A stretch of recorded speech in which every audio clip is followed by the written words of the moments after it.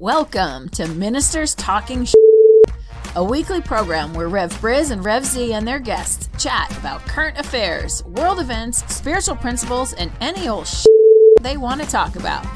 Based on the New Thought philosophy and ancient wisdoms, Ministers Talking shares a visionary perspective of the evolving spiral called spiritual living. Join us each week as we explore the emerging paradigm of life on planet Earth and beyond.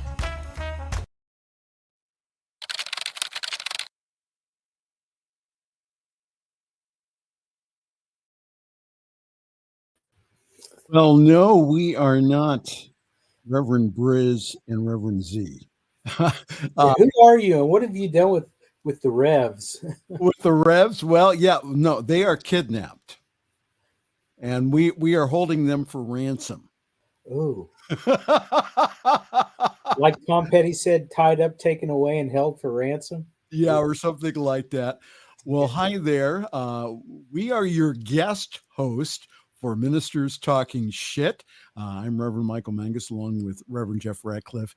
And of the two people that they could choose to do this show, they got I think that we are more than qualified to talk shit.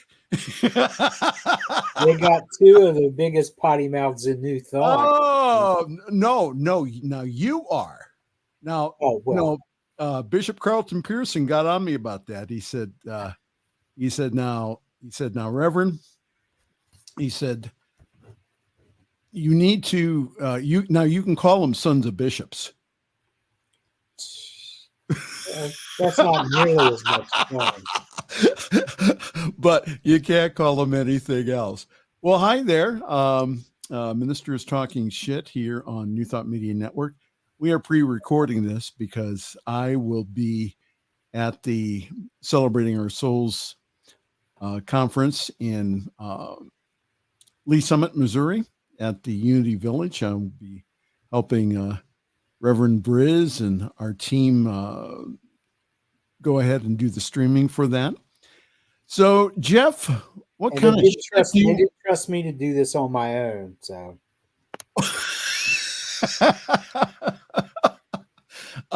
Jeff has already gotten complaints.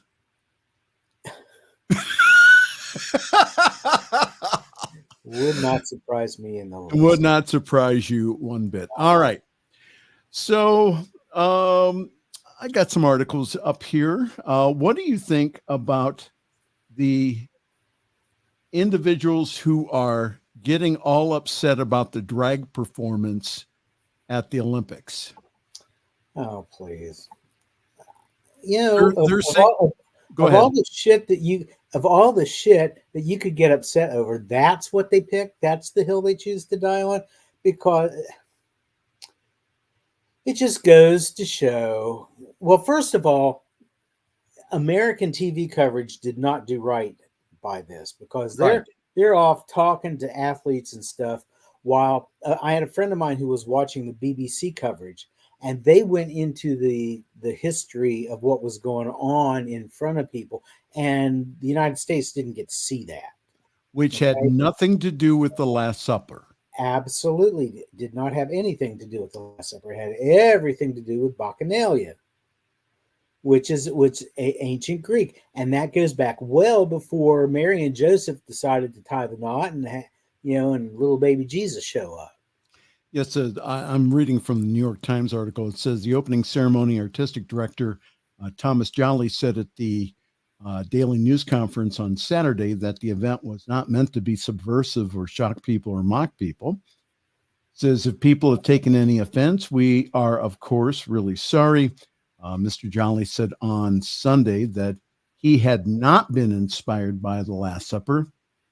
It is Dionysus who arrived at the table, Mr. Jolly said in a television interview with the French media outlet BFM TV.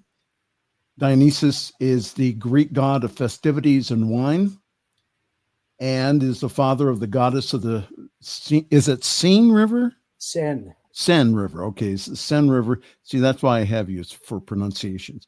For the Seine River, he says the idea was instead to have a grand pagan festival connected to the gods of Olympus, he added.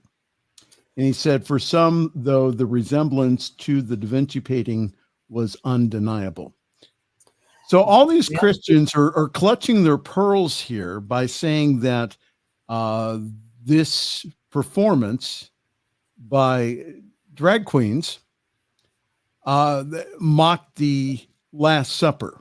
And that's what's dominating the news. Go ahead. And there were plenty of non-drag performers on that runway as well. So it wasn't all drag. Number one, there's that. Number two, it just highlights the fact that this country is going to hell in a handbasket when it comes to education, because 100 years ago, people would have gotten that reference. Right. They taught about mythology and history and things of that nature. Now they want to defund education, where all the money that used to go to public schools, at least here in Tennessee, they're trying to shovel into voucher systems for people to either homeschool their kids or send them to private schools. At any rate, we as a country are sorely ignorant, and ignorant does not mean stupid. Ignorant means uninformed. Yes. The first thing, people get wildly ticked off when you call them ignorant because they think you're calling them stupid. That goes to show how ignorant they are. They don't even know what the word means. But we are ignorant on the classics. Yes. They don't teach this kind of stuff anymore. 100 years ago, they'd have gotten that. The people in Europe, they got it. It's the American right. It's the American pseudo-Christians out there who got offended. And if anybody had the right to be offended, you got me off on a soapbox now. Go for it. Had the right to be offended, it's the Hindus. Okay. Because Krishna is blue. Okay. And here's Dionysus coming out blue. Okay. If anybody needs to be offended, it's the Hindu culture. And they're like, oh, look at this. Isn't this cute? But it is what it is. People will be what they will be.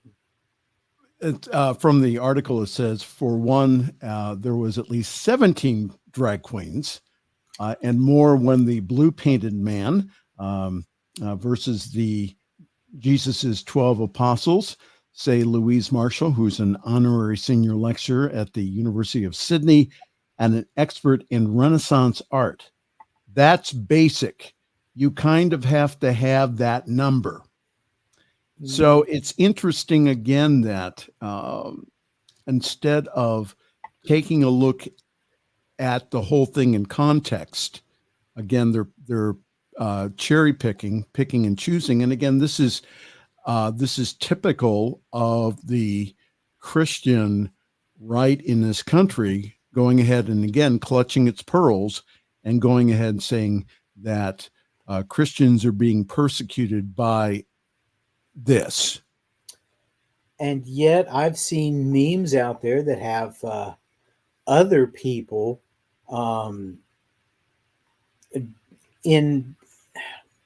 I guess they're parodies, it's satire of Da Vinci's painting The Last Supper, including one where Donald J. Trump is in the middle of everything in the position occupied by Jesus. I don't remember seeing anybody being all upset about that. I've seen pictures of him with halos around his head.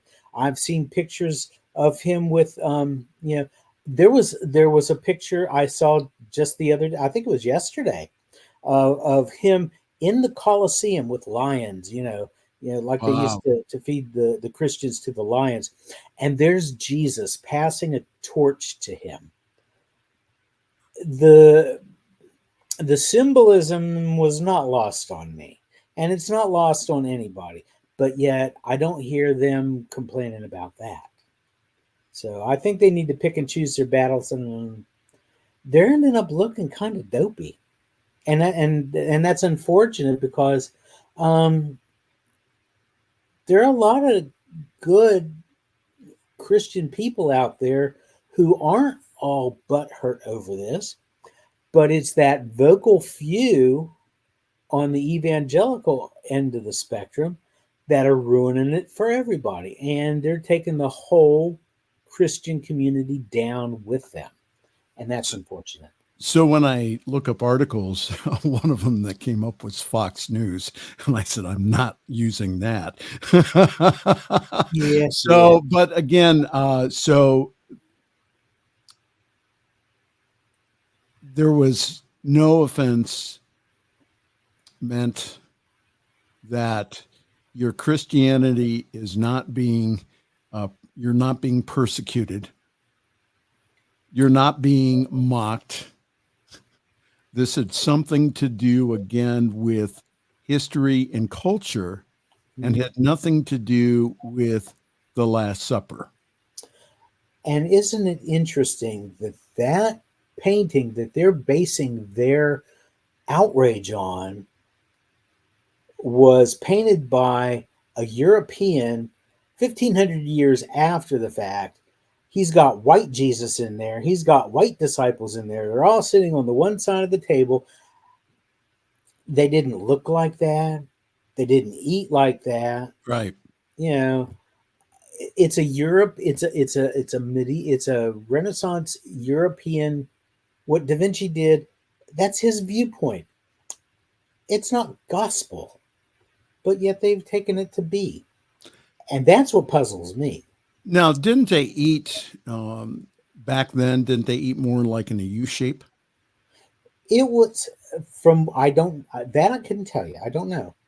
It's my understanding that they all didn't stay on the one side of the table. Right. I mean, well, if you wonder what you stumbled onto, this is Ministers Talking Shit here on your New Thought Media Network. I am Reverend Michael, and I'm joined with Reverend Jeff, and we are the co-hosts. Well, we were supposed to talk shit about Reverend Dr. Robert Brzezinski, my boss. So yeah, we need to do that too. Maybe we should put his face up in the middle of the Last Supper.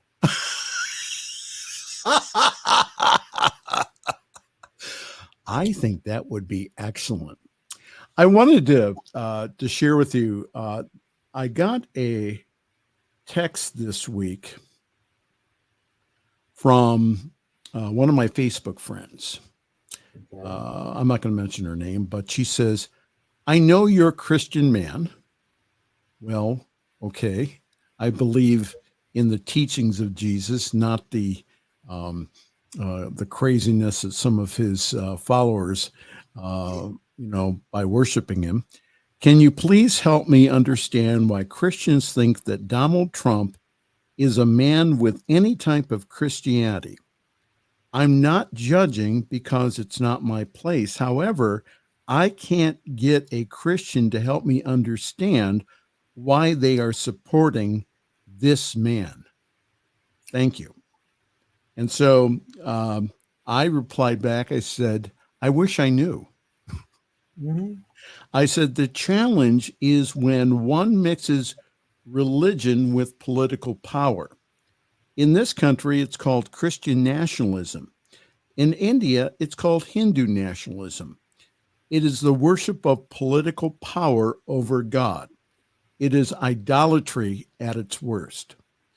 Personally, I think it's mostly white Americans who are angry that life is changing. As a student of the Bible, I can share with you that when so-called Christians worship Trump over God, something is seriously wrong. The so-called Christians need to read the Old Testament to see what happened to individuals who worship idols instead of God. They got killed.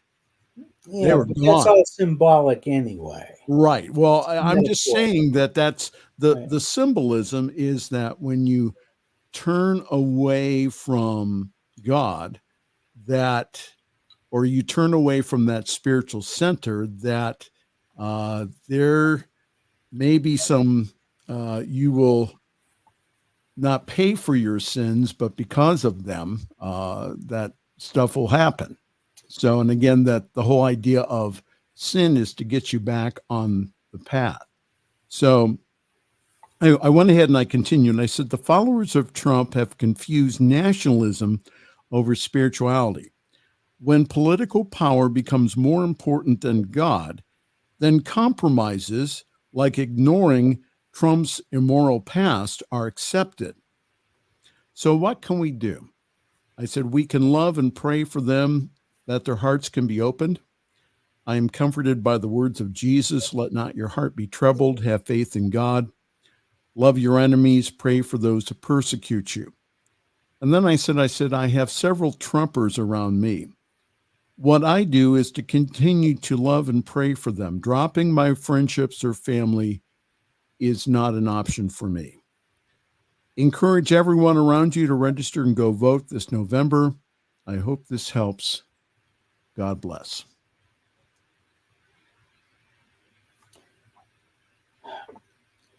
One thing that I've noticed in way of trying to excuse his behavior is that they're very fond of pointing toward the story of King David in the Old Testament. Okay. Because here's a guy who supposedly was carrying on with the son of the king for a while. He spies his neighbor's wife taking a bath. So we've got a peeping Tom on our hands. Gets her into his bed. So he's an adulterer. Then has his folks put her husband out into the middle of the battle to ensure that he gets killed. So there's murder involved. And they point to David as saying, well, God used him to kill Goliath, and God used him for great things, and he wasn't perfect. And so we know that Trump screwed around with his wife, sexually assaulted that woman, cheated on his taxes, cheated, did all this stuff with his businesses, couldn't even muster a winning business. They've all gone belly up at some point. But that's okay. He's flawed, but God can use him. Well, what do you so in contrast, though, that in the past month there has been several megachurch pastors, including Robert Morris, who have been accused of sexual impropriety. Robert Morris's sin was fooling around with a minor, with a 12-year-old, and that was not fully confessed. They said that he told his church elders one story, and then the real story came out. And this continues. If you read on a wonderful website that I use, Julie Royce has some wonderful stories there about, again, that they have probably, I would say, 4 pastors here in the past month have been outed by members of their congregation. So you have that, and then you have Trump. And before you go any further, let me just jump in and say, not only did he do this with a 12-year-old, but after the news came out, his lawyer goes, "Oh, well, you know what? She enticed him." How can a 12-year-old do that? Well, she's her burgeoning womanhood. It just got out of hand. She couldn't help herself. She threw herself at him. Well, you know what? It doesn't make a damn bit of difference how young this girl was. She did not know what she was doing, if this is what happened. But be that as it may, he was the adult. If she was throwing herself at him, it was his responsibility to turn her down. Right. I don't think it happened that way. I think he was grooming her, and I think he preyed on her. That's an entirely different scenario, but one that he's not willing to own up to. So why are, again, these mega pastors are being outed for their sexual deviance, and then Trump is getting a pass on it? It'll all come out in the wash eventually. You can call it karma if you want. You can call it law of cause and effect. Um, Even the Bible talks about it. It says, be not deceived. God, or in this case, God being the law of the universe, the all that is, God is not mocked. And whatsoever a man soweth, that shall he also reap.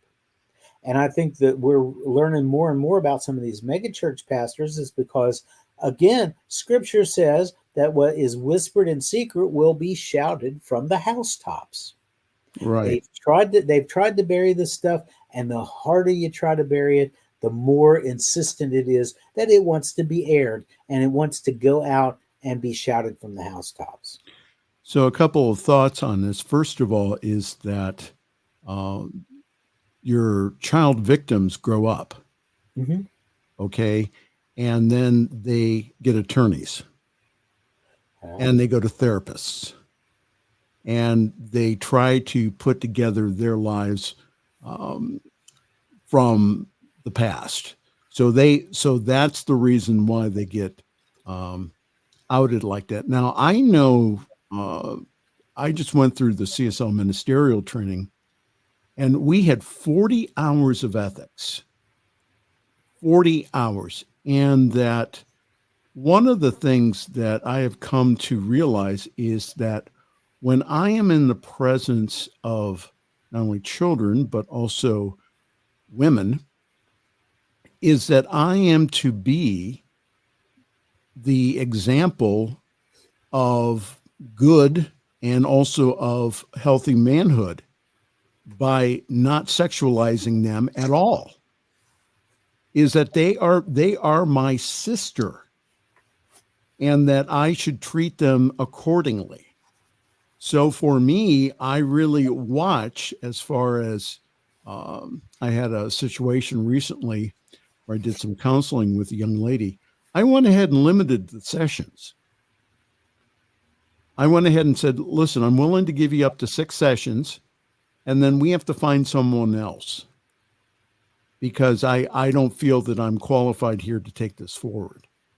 Mm-hmm. So I think you just don't do that. And that they're saying, well, how can these individuals see? That's the other thing that Julie Royce talks about is that she talks about is why are these individuals restored to ministry then? Yeah, they've been restored to ministry because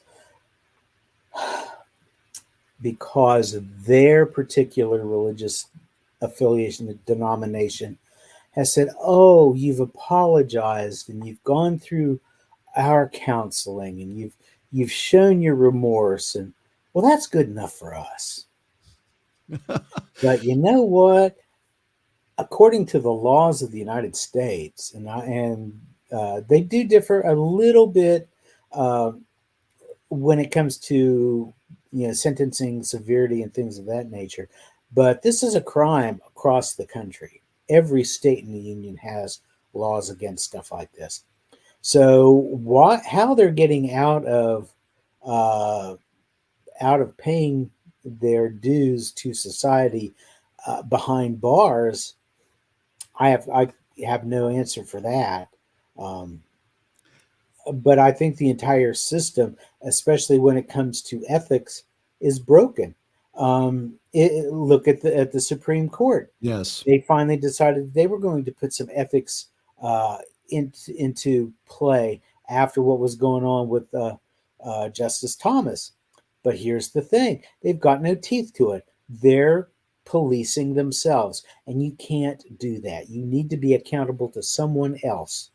And John Roberts has shown that he cannot be trusted to maintain ethics on the Supreme Court because he just lets them run roughshod over him. Right. They need to have an entirely separate, unaffiliated board that they have to answer to. And right also now, that's Congress. And also President Biden is in his lame duck is going to That's one of the things that he has put forward to do, is to modify the rules and the terms of Supreme Court justices. Now it's a life term.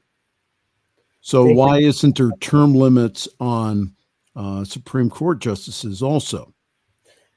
That was just the way it was written into the Constitution,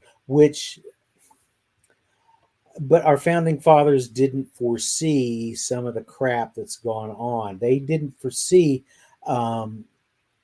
They thought that they were going to be putting people on the bench who were honest and upright and trustworthy. Mm-hmm. And maybe they started out that way. Clarence Thomas did not. Clarence Thomas went into the whole thing. If you remember back in the early 90s, he went into this tainted. Yes. Ask Anita Hill. She was there. She knows. But yet the Republicans gave him a pass. The whole shebang just started to go downhill after that. If you want, go ahead. They cannot be trusted to police themselves. No one should be entrusted with that power to police themselves. Well, that's why you have separation of powers. They were supposed to police each other. Well, if you wonder what you stumbled onto, no, we are not Reverend Briz and Reverend Z. We are Reverends Michael and Jeff, and we are on Ministers Talking Shit here on your New Thought Media Network. So do you think they'll ever ask us back? Probably not. which means that we are going to have to wrestle control from them again and take over the airwaves. We can do that. Now hold it. Now he's going to be out of the country, or Reverend Briz is going to be out of the country. So that makes it easier. Makes it so much easier. We'll have a takeover. Mm-hmm. How much do you want to bet he is going to come back from wherever it is he's going and he doesn't bring back souvenirs? How much you want to bet? I will. He doesn't bring me back a T-shirt. He's going to bring you back a T-shirt that says, "The only thing I could find was this T-shirt, and I hope it keeps his mouth shut." Well, I'll tell you what, I'm getting my real ID, and also I'm getting my passport. I want to be there next year at the Conference of Americas. So that's right after the Celebrating Our Souls. So what they're going to do is we're going to have to pack the cameras and ship them off to Mexico for streaming. So that would be cool. I have one more story here that I don't know. I think I know why it bothers me, but this past week, Church of the Nazarenes expelled LGBTQ affirming theologian. Church of the Nazarene Court has found one of its most prominent theologians guilty of affirming and advocating for the inclusion of LGBTQ members, contrary to the church's teaching. After delivering the verdict on Saturday evening against the Reverend Thomas J. Ord of Idaho, the court stripped Ord of his preaching credentials and expelled him from membership in the 2.5 million member global denomination. And again, it was set up to be that way. I knew that he was going into this with their decision already made up. Oh, yeah. But it says that this is from the ruling. It says, we, the members of the Regional Board of Discipline, unanimously find to a moral certainty and beyond a reasonable doubt, see, that's legal language, that Thomas J. Ord is guilty of conduct unbecoming of a minister and of the teaching doctrine out of the harmony with the doctrinal statement of the Church of the Nazarene. And there you have it, right there. It goes against their doctrine. Right. God forbid that their doctrine includes the concept of grace that Jesus showed to the sinners that he encountered, including that woman who was taken in the act of adultery, and everybody wanted to stone her. Jesus said, well, here's all your sins. I'm going to write them out on the ground for you. Now, whoever is not here in this group of sinners, you're free to throw a rock at her. Go ahead. And nobody did, because nobody could stand against having their own stuff thrown back at them. Jesus showed that woman grace. Right. The Church of the Nazarene did not show him that same grace. Or practiced any type of Christianity. At all. At all. It says so again, it goes on, it says, Church of the Nazarene holds that the practice of same-sex intimacy is contrary to God's will. Ord's trial, which took place in Boise on Thursday, followed last year's guilty verdict against Selden Kelly, who was then a San Diego Nazarene minister who also was defrocked as a result.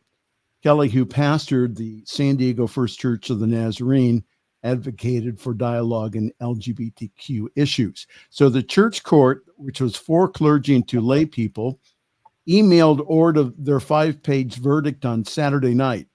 The Ord's district superintendent, the Reverend Scott Shaw, who also testified for the church at the trial, declined to comment. So what? And there's the other thing. They emailed him their verdict. They didn't even have the guts to face him and say face to face, what you did is something that we don't teach. You're out. They took the coward's way out on this. First of all, they didn't take the Jesus way out, and second of all, they didn't take the courageous way out. Okay, so let's say that he was fired up. It's your fault now. So let's say that he had, according to their church rules, behavior unbecoming of a minister. Why did they excommunicate him? Do you want someone like that representing you? Yeah. Well, businesses do it all the time. Somebody will get out. We've seen the videos of these people get out and white folks getting in black folks' faces and calling the cops and stuff like this. And then when it gets out and this white person's employer finds out, a lot of times they fire them because they don't want that kind of person representing them. I can see them taking that same stance with these 2 preachers. So reached on Saturday, Ord says he was not surprised, but disappointed. He said, I hope that the Church of the Nazarene could be a place for me and those like me who fully affirm queer people and support their allies.